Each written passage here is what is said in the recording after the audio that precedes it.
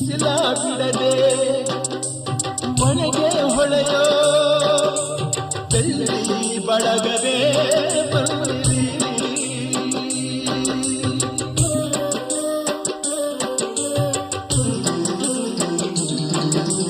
ದಿನವೂ ಪಯಣ ಹೊರಡೋ ತಿಪ್ಪಣ ನಮಗೂ ಅಮೃತ ತಂದಿರಿ. ಕವಿಯ ಬಸಿರಿಗೆ ಪ್ರೇಮ ಸಿಂಚನ ಮಿಂಚು ಮಿಂಚಿನ ಪದರ ಕಂಪನ ನೀಡುವಂತೆ ನೀಡಿ ಸುಖದ ಮಾಲೆ